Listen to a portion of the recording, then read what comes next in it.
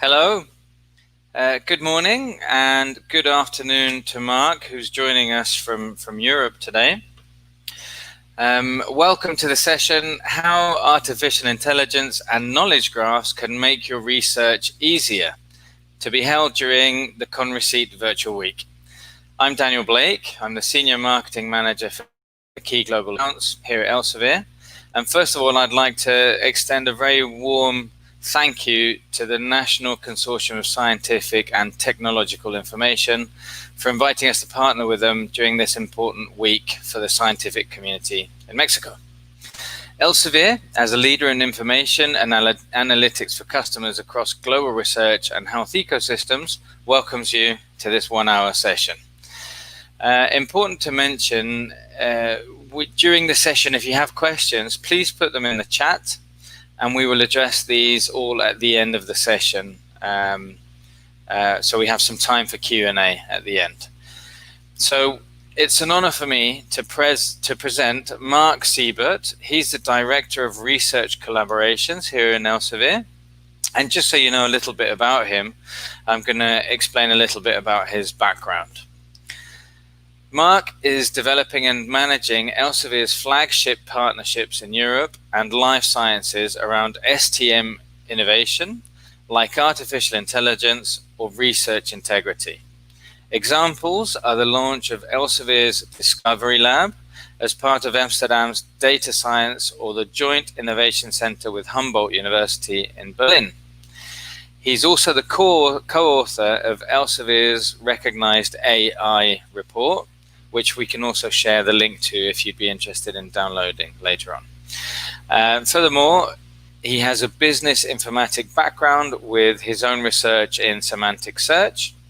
And interestingly, he's had experience in Latin America because he worked at Plastic Research Institute in Colombia 20 years ago. Please, without further ado, let me give the stage to Mark, and thank you once again. Thank you, Daniel, for the kind introduction, and welcome everybody. As you heard, I haven't been in Latin America for quite a while, and I would have loved to join you actually in person. But I'm glad, given the circumstances, that we now can connect this way, and thank you to everybody who is making that happen and inviting us. I wanted to share, as Daniel introduced, some thoughts around artificial intelligence, knowledge graphs, and what it means for the researcher's life and making life easier. It is a topic that we're currently exploring with the scientific community around the globe, but specifically with our research partners in Amsterdam. And of course, we would love to hear more from your side, your needs, your points of views. We can do that in the Q&A later on, but also further on with the colleagues on site. Let us start with taking a look at the map of technology trends that STM kindly inspired us with for this week. And I think AI forms part of that broader digital and technology ecosystem. So what we would like to speak about today is make AI work for me and the related questions. So I would like to start off with sharing a bit of a vision of AI actually doing research, and it's deliberately called a vision. In a second step, we might want to look at the reality of AI supporting research. So where do we stand today? We will look a bit into semantic technologies, get an idea what they are and how they connect to actually assisting researchers, and see how technologies can interact also in the principles of, for instance, the EU of a human-centered artificial intelligence and ethical principles. I think you heard already some of the aspects earlier this week. And then well, of course, very welcome for question and answers. It's always with artificial intelligence or technologies, it feels a bit like research. Once you think you solve one question, there are many more coming up. So I think there's good space to continue that dialogue. Let's start with the vision of AI actually doing research. And what we imagine as AI is probably well known to most of you. We think about maybe self-driving cars and all the opportunities this vision might provide us in terms of journeys and travel. We might think of face recognition, pattern recognition, topics quite controversial sometimes, but new advancement technologies, or avatars or artificial intelligences that look like people and can interact with human beings in a new way. What we might imagine as making research easier, a vision has been of researchers in 2009, basically to think about something like a robot scientist, inspired by the other AI visions. That means, what would it take to replace a scientist, and can a machine maybe do all of that? And you see there are many steps that might need to be taken. It took a while, then the machine was actually able to find ingredients in toothpaste or soap that could be used to treat malaria.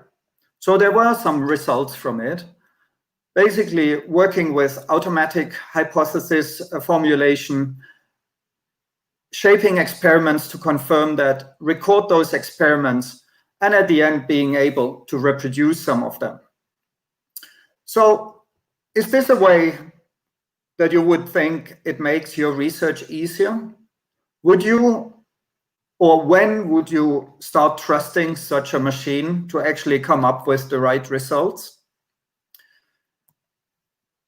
There are other groups, research groups, who are experimenting with these kind of approaches, maybe not always covering the full workflow chain, but for instance, automating experiments and be more efficient, automatically creating suggestions for follow-up studies, or to draw conclusions from the experimental results, and even exploring the space, what happens if they tap into unknown data, into unknown areas that the machine hasn't been trained on yet. Is this inspirational? Would that make your life easier? Probably it would, but again, the question, would you trust that machine, or when would you trust that machine? So the ambition still stands. There are many researchers and groups. Recently in 2016, a Japanese researcher raised that challenge to push the boundaries of scientific research.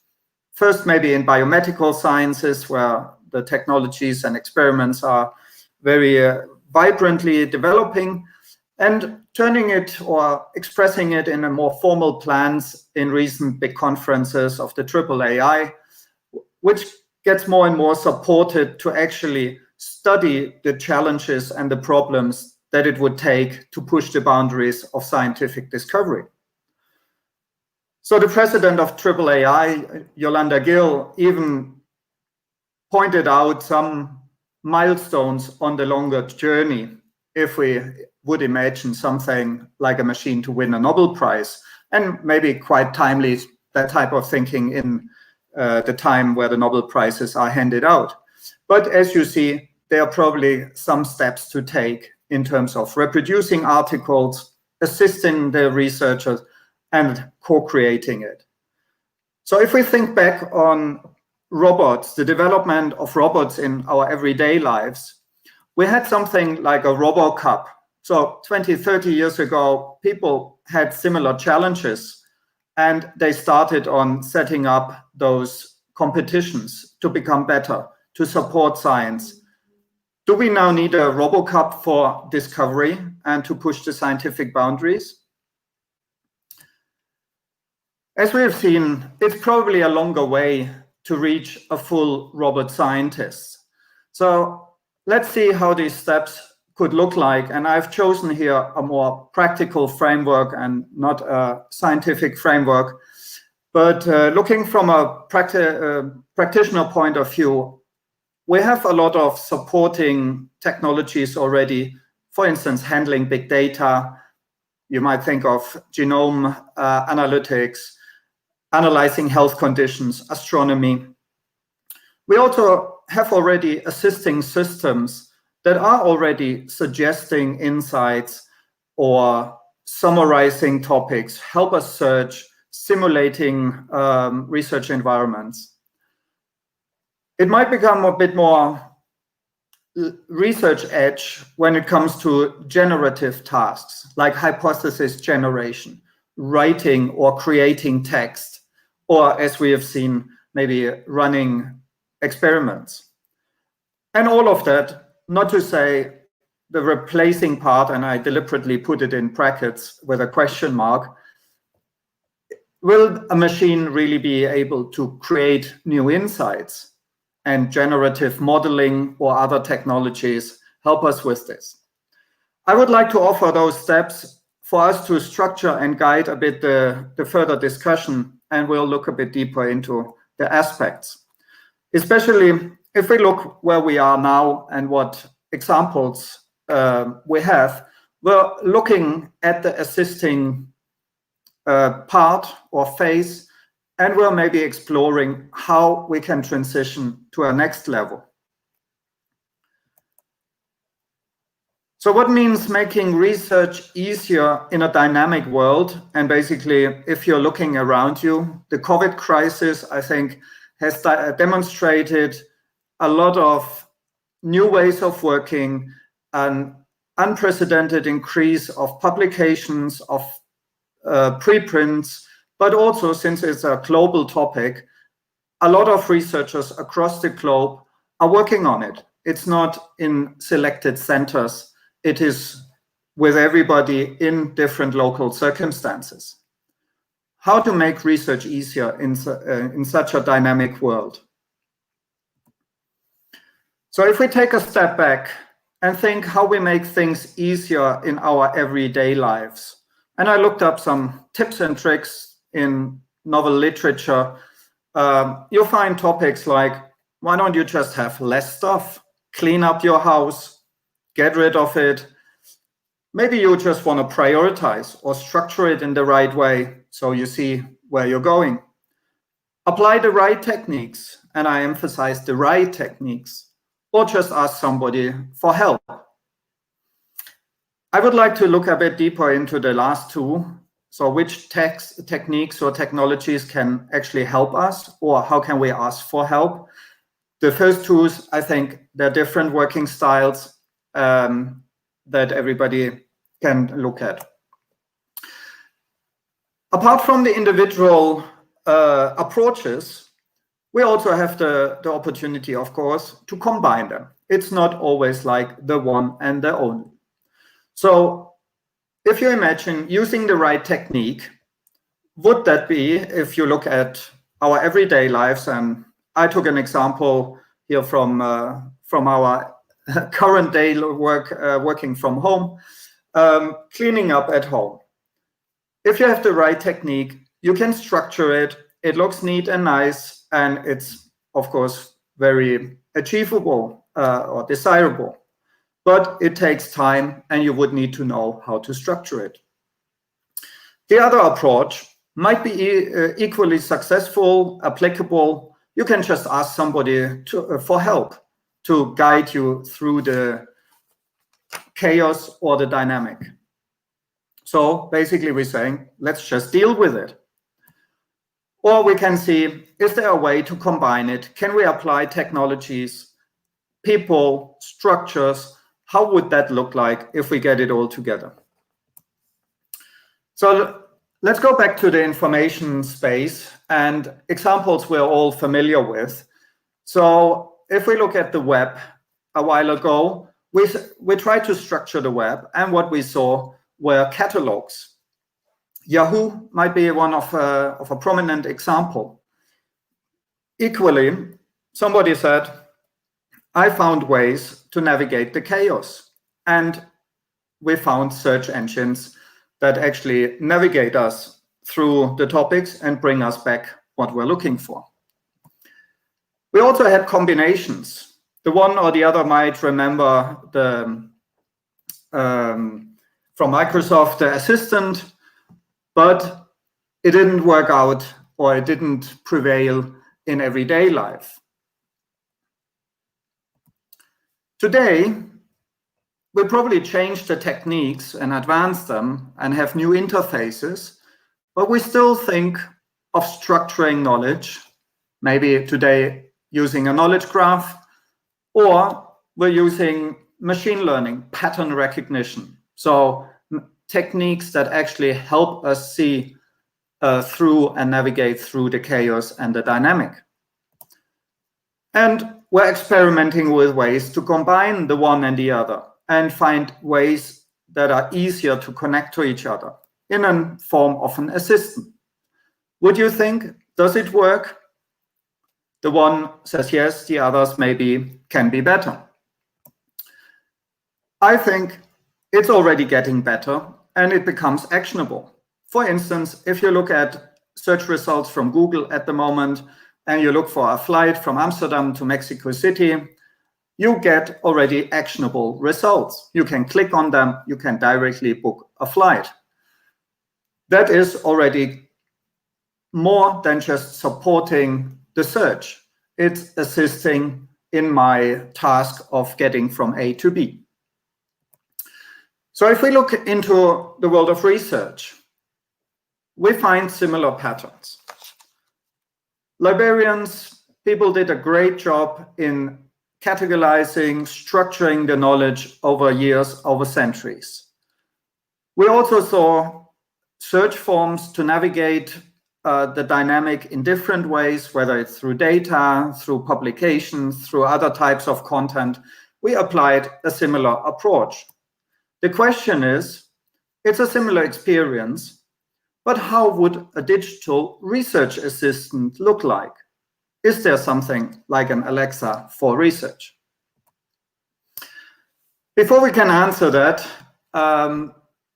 we have to look a bit at the technologies that we're actually getting better in. As we have seen, the search technologies also improved and advanced. So today, to support research, we already see automated content extractions that help us classify topics, for instance, around the COVID. We already cluster topics, research areas, research fields to better navigate the broad world of research, help us find trends, find emerging or declining fields. We have article recommenders, so we're familiar with it from other services in the web, but we get recommendations of articles, we get connections of articles, how I connect to my co-publishers, and we can increase the result relevance of search engines using semantic technologies.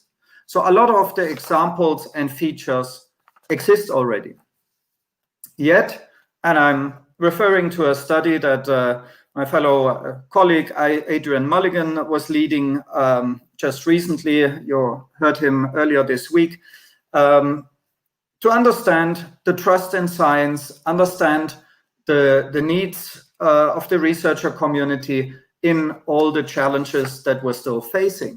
The pressure to publish, to communicate the impact to the society, building our networks and our careers, to educate ourselves further, maybe come up with new hypotheses and new research ideas. And that, I think, is the new piece. Finding reliable information is yet becoming more and more difficult. A topic that we probably thought to have solved with technologies, search engines, organizing the knowledge, but there are new challenges arising, and we keep on spending time in validating it. Well, on the other side, at least at the moment, we saved some travel time that we probably want to use, but maybe there's better time, better use for it. On the other side, also artificial intelligence is advancing and offering new opportunities. So if we're looking at the field of assisting and maybe the bridging into complementing the researcher's work. So we find platforms like Intellect or companies like Siebert that have opportunities to integrate data and to do semantic analytics. So can ingest data and combine data that wasn't possible before, making sense out of it using semantics and reasoning about it. We see target predictions. We see technologies helping us predict or create hypotheses. We did a datathon around rare diseases using machine learning, knowledge graphs, and big data to come up with drug targets that could be tested. And you see many more of that currently happening in the vaccine development. Others are experimenting with machine-generated summaries of books or articles. So already looking into a more generative approach, or creating hypotheses, and all using not only, but using knowledge graph technologies. So let us take a look into the semantic technologies that assist the researcher. AI offers many capabilities. And in our AI report that Daniel mentioned in the introduction, our first challenge was to define what is AI. And we applied AI technologies to help us with this and came up with a long list of keywords that, as you see, are very interconnected, yet forming different fields and areas that we now label altogether AI. In the past, AI was probably one of those fields. One definition or thinking about AI that stayed with me from the work was AI is at the end what hasn't been solved yet. So AI has a very dynamic element. Once it's solved, you can categorize it, you can cluster it in the one or the other area. And AI holds that strong element of the vision, of the ambition, of the not solved yet. And that makes it a quite diverse field and always evolving. For our purpose today, we want to look at the semantic cluster or chapter. As you know, it is connected with others, but a core technologies and enabler in there is natural language processing, knowledge representation, and all kind of shades around it. Why do we do that and want to do that? Semantics makes it easier to explain results. We're facing sometimes the challenge of the black box that technologies come up with suggestions that might be right or wrong, but are hard to explain why they are right or wrong. So semantics helps us on that path to make it traceable, to make it explainable. It also helps us to learn and to work with fewer examples, with smaller data, which is in a lot of fields important, and it helps us to respect better the context and express the context. So all in all, those are characteristics that are actually crucial in especially sensitive fields. Think of medical AI, and at the end form the notion of trustworthy AI. Think of algorithms used in public service, in public sector. So many fields at the end rely on the trustworthiness. And I'd like to emphasize that here at that point, going back to our initial question of the robot scientist, when can we actually start trusting it? Here are approaches that can help us build the trust and understand over time how technologies and the machines are evolving. So let me give a little insight in what is a knowledge graph, since we're using the term. The knowledge graph basically describes the relations between so-called entities. And through those relations, we can connect meaning, we can connect information that hasn't been connected in pure data sets. So it is a model or a specific way of actually representing the relationships. In the technical terms, they are defined as triples, and this is what the machines can directly process and work with. So technically speaking, the triple says A has a specific relationship with B. And now you can imagine you can manually define them and can say apple is a fruit or apple is a brand. And many more of them could be manually designed.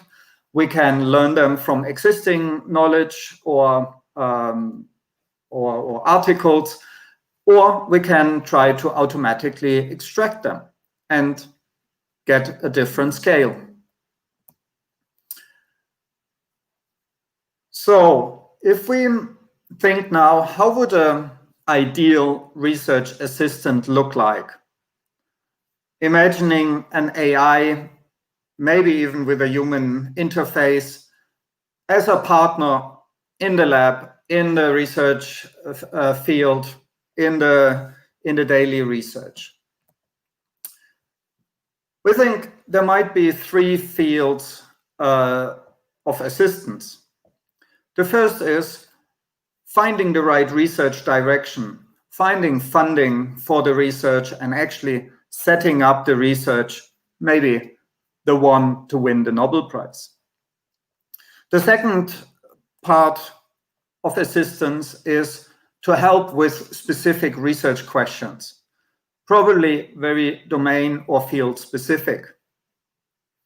The third element, to help us disseminating, promoting, showcasing our work, the research, the insights, or connecting to the new questions that arose. In that sense, you can think of possible hypotheses that a machine can help you with, maybe based on your recent results, like the MIT example I showed earlier, or from similar work of your collaborators in the literature or any other similarities you could imagine. Maybe technologies or AI can suggest questions to answer. What are the most prevailing ones? What are the most impactful ones? Which experiments to run? Which are most interesting, doable, fundable? And actually, how or where can you get your funding for specific research terms, or are there open calls to address to? Specific research questions could be, what are characteristics of a chemical compound? That might sound simple in our everyday thinking. To extract that from literature and information is a lot of manual work. So here is an opportunity to automatize. Or what is the prognosis of a medical condition? Well, would be great if we could trust in those, but how can we increase the trust and the precision of those prognosis or predictions? Or where are the best journals, the best outlets, the best forums to publish or to promote? What is or might be the impact of the research I have on society, economical impact? So the known and big questions that at the end, an ideal research assistant should probably help us with. And you can also imagine, of course, an imaginary Mary, a biomedical researcher starting to test a new hypothesis, working with templates in the lab notebook, receiving experimental plans or new samples, and already scheduling the lab equipment. At the end, one beneficial outcome of it, we've seen it with Adam, is experiments or research might become more reproducible, more documented in a standard way.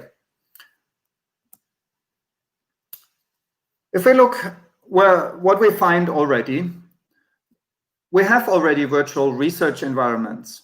We have virtual research labs in companies. We have marketplaces who are offering assistant services. We have lab notebooks who already provide specific functions, templates. So it's not a green field anymore.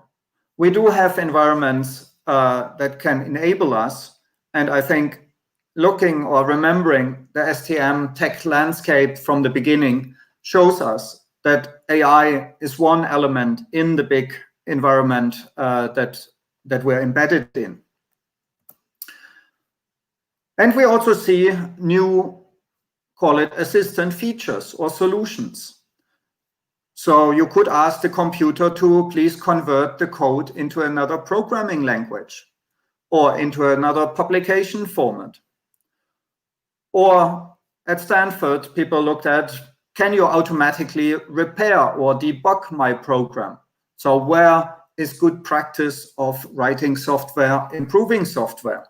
Those could be features that could help researchers in applying, well, using code to do research, analyzing, finding new insights, or just get help in writing, plagiarism checking, grammar checking, language support.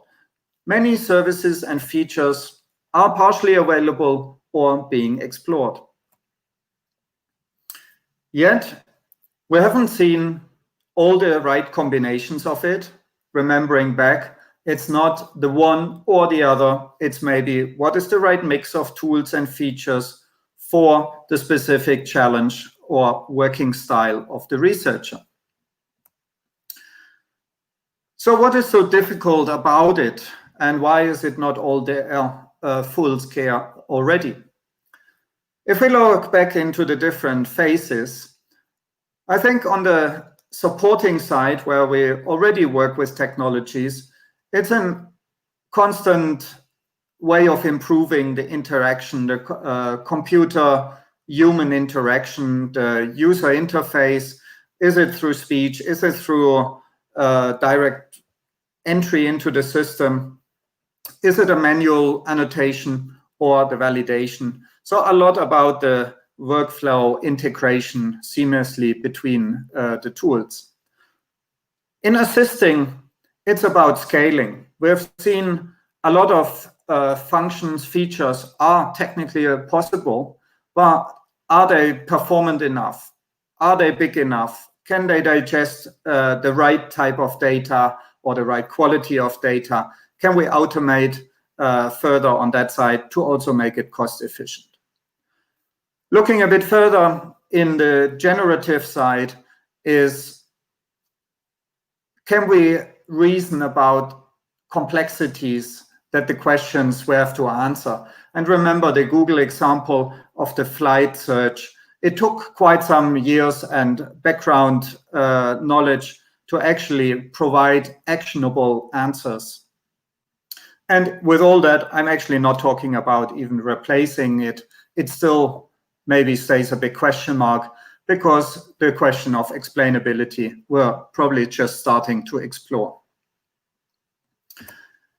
So let me give you a few examples from our work with our partners in Amsterdam, where we're trying to specifically look deeper into the phase of assisting and exploring to explore the complementing parts. We focus on a research knowledge graph and related services, basically to see what are services that at the end can make your research easier. What can come out of the basic research that has practical impact? The context in what we're researching is, as I've shown you, the idea of a research assistant to answer questions, maybe generate hypotheses, but we define it as a context. We don't say that is a quick win and tomorrow you will have it.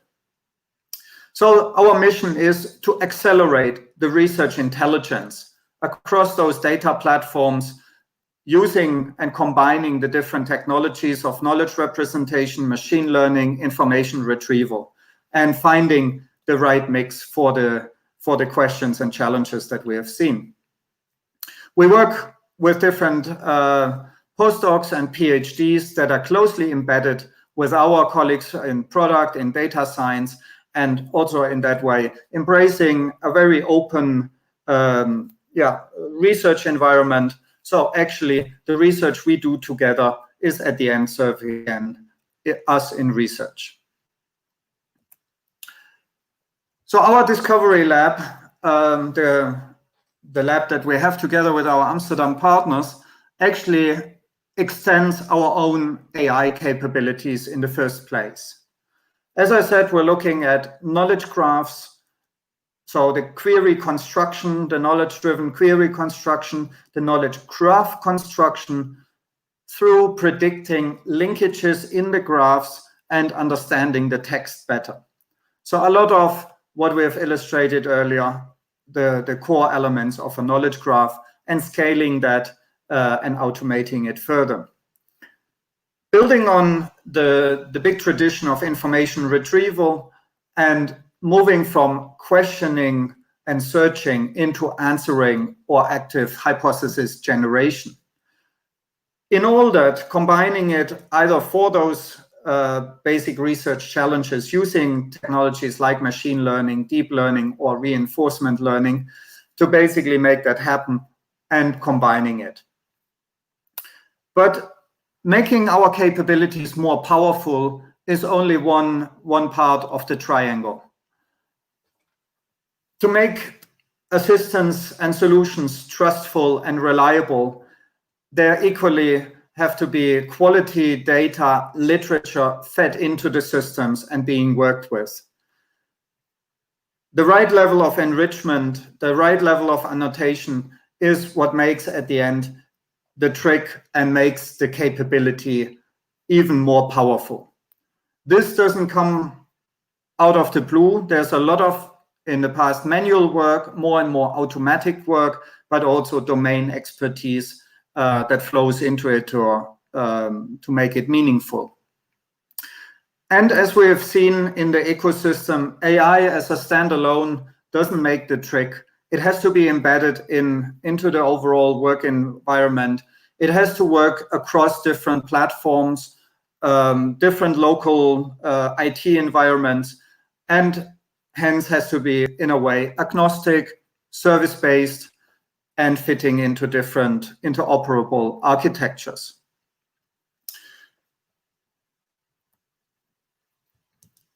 So let me put that together in a way, and you saw me in one of the earlier slides saying, answering the question mark of replacing or thinking of the robot scientists, basically through what our Amsterdam colleagues call the hybrid intelligence.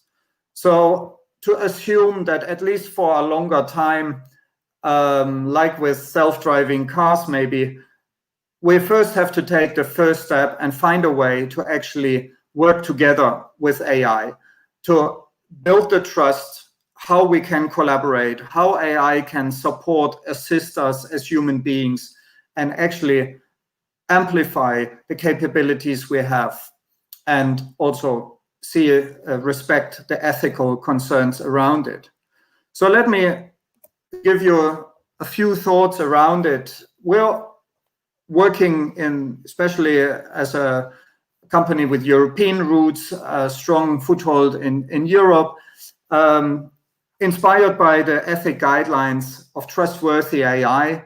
And you heard my colleague Elizabeth Ling the other day, this week, who was part of the high-level expert group consulting and advising the European Commission in the ethical principles of artificial intelligence and to make it human-centric.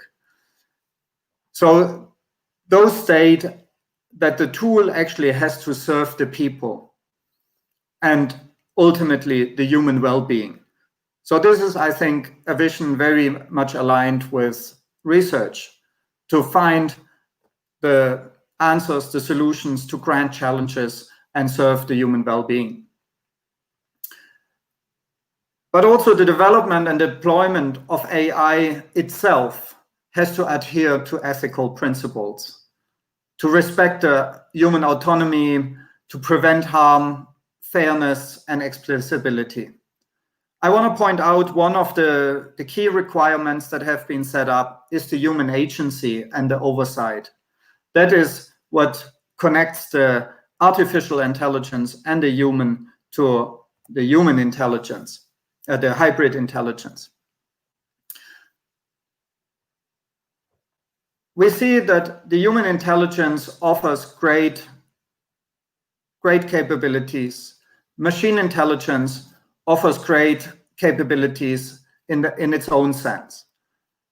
How can we combine them? How can they learn from each other through interaction?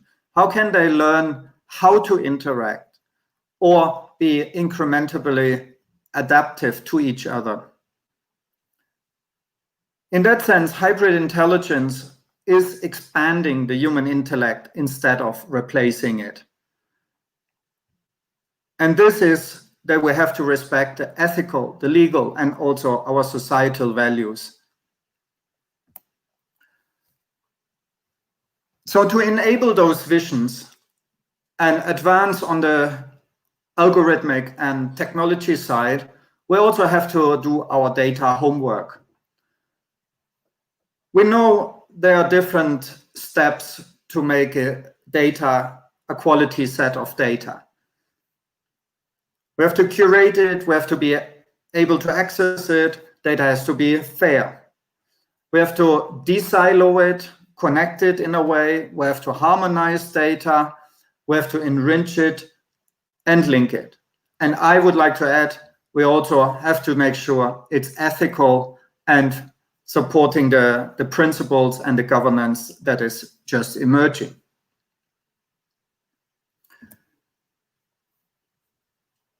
So making research easier is not just about AI. It is about making AI more powerful, developing new AI-based solutions, algorithms, services that actually support the research workflows. We all invite you to research with us, to work with us in finding here the right steps at the right time to make that impactful for our daily research.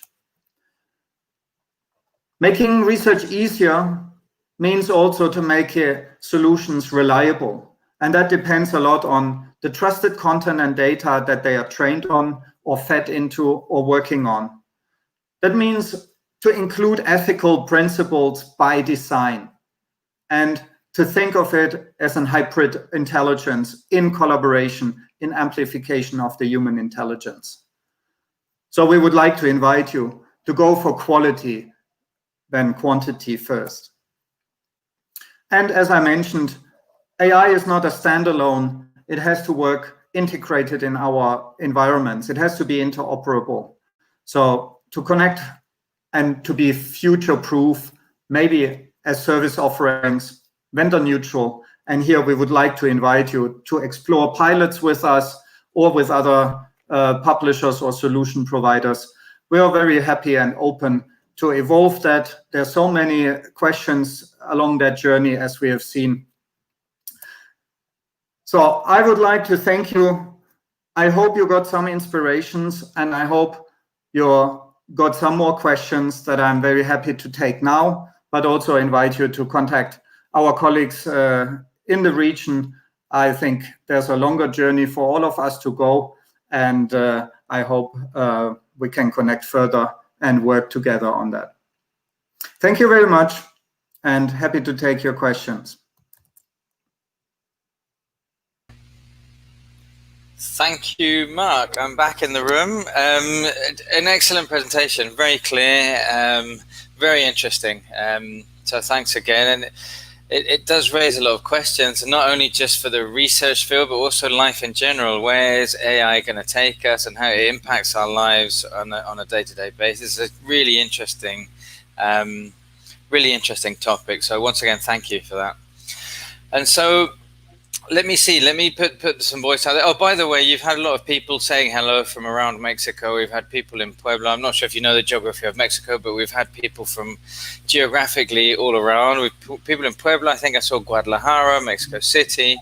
There was someone in Guerrero, I think, which is the most best known place in Guerrero is Acapulco, of course, very famous. So generally in Mexico, you've created a lot of activity, which is nice.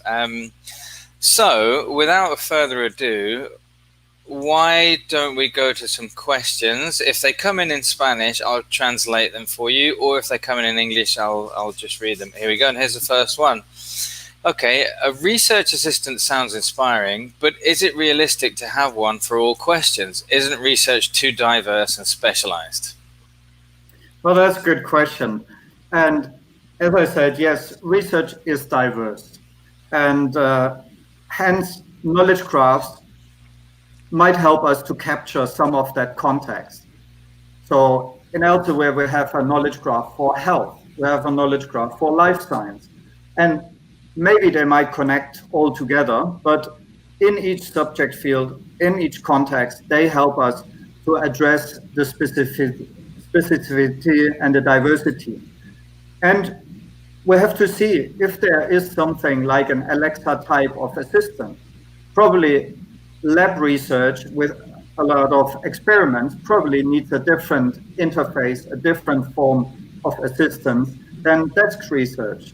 So my personal guess would be it is a good, inspiring idea of the one assistant, but it should be rather a guiding principle for all of us figuring out what practically helps us in the one or the other field.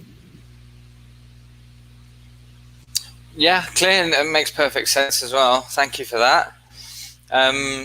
Okay, and let's move on. What's the next question? What else do we have? Let me see.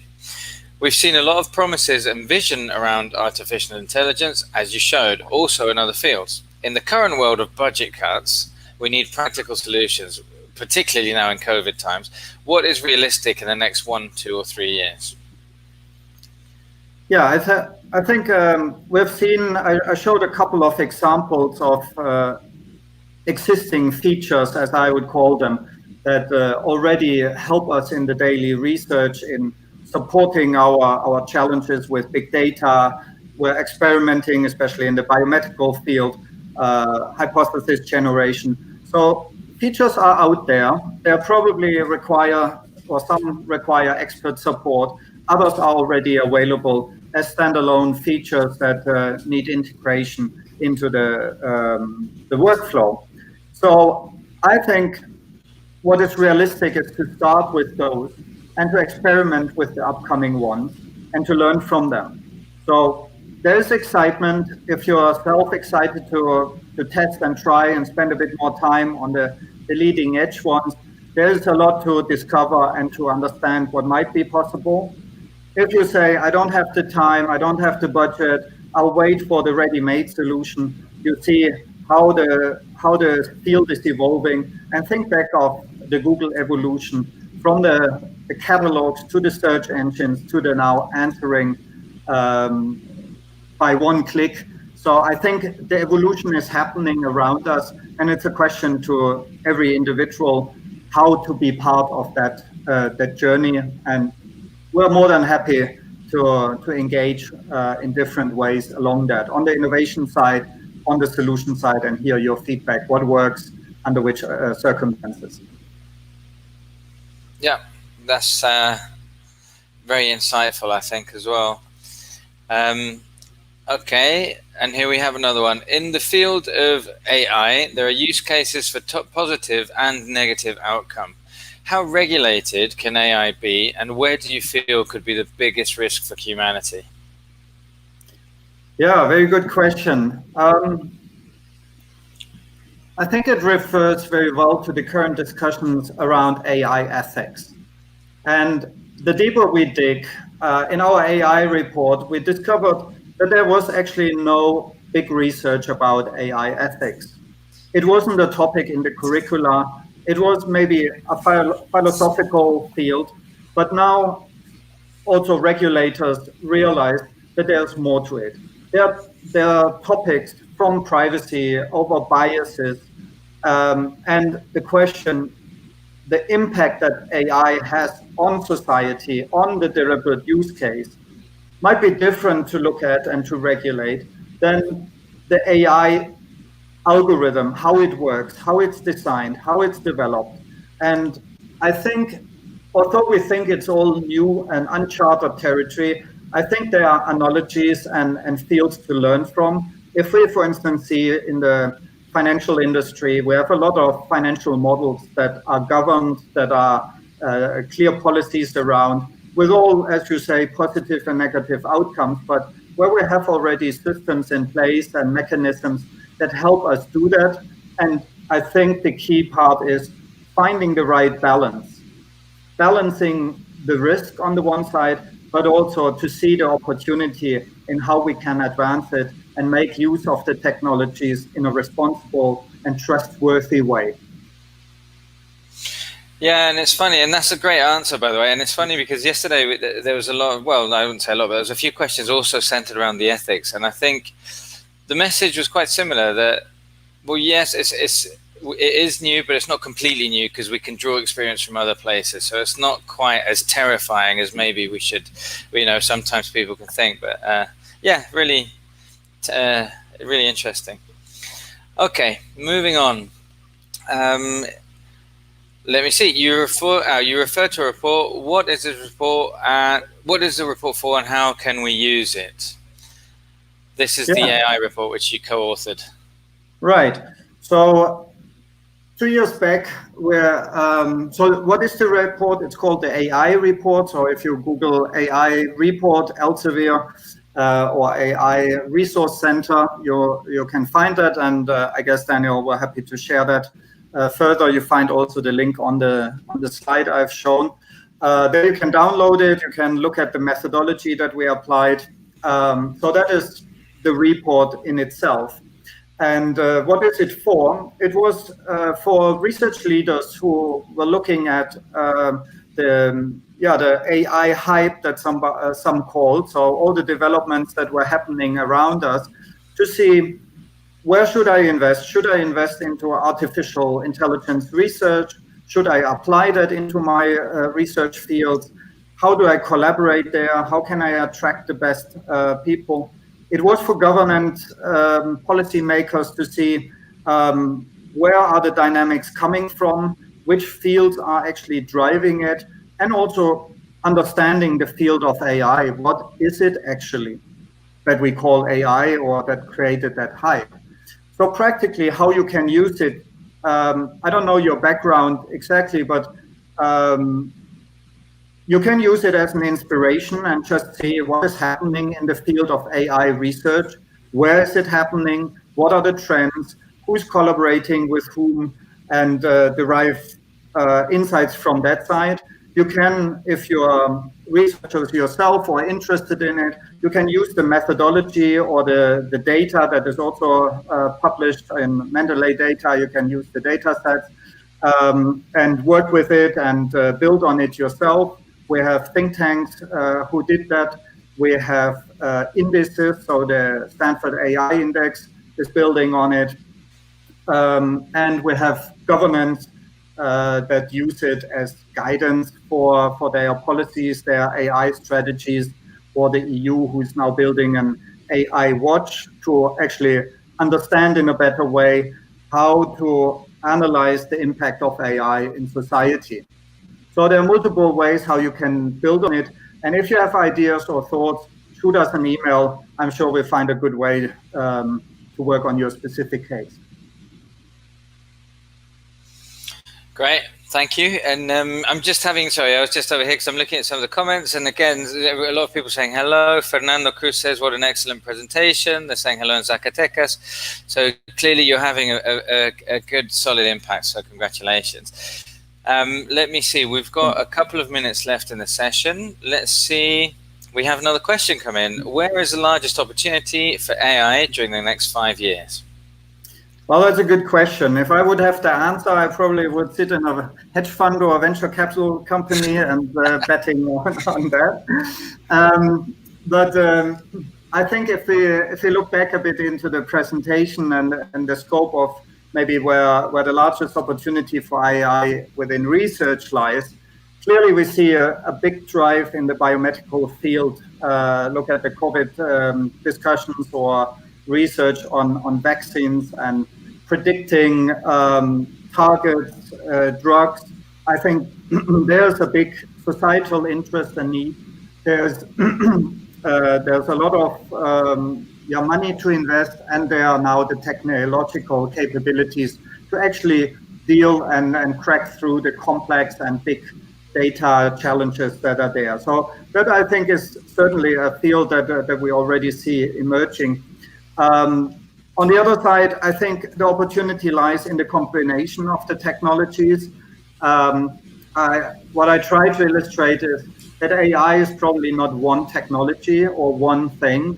AI is, as we use the term at the moment, a bit of an umbrella of a lot of different fields and approaches that all have their strengths in certain fields, optimizing networks, for instance, patterns, recognizing. So there are different challenges. I think the opportunity, not just for AI, but for us as researchers working with AI or making use of it, is actually looking at it from a challenge point of view and really find a common language of what are the challenges that we are trying to address. Because there's one thing that AI is good at, is optimizing or finding a solution to a challenge. I think AI is not as good as yet in finding the right challenge. I think this is still the human intuition or the human part to guide AI in the right direction. And just taking note from that, then you mentioned the umbrella approach. So for AI, so obviously there's the AI, and underneath that there's several different layers. Do you think as we move forward in the next few years, as people become more educated about AI and etc., then it'll maybe branch off to the separate parts of AI, and so it won't be known as AI per se, but it might be known by the granular modules that makes it up? For sure, and I think in the community that exists already. If you look back, and also in the report, we did a kind of a time scale analysis over the last 30 years, and because the term AI actually was coined in the 1950s, 1960s, so it's not that new. But at the beginning it was a description of a specific technology. You talked about expert systems, multi-agent, fuzzy technologies.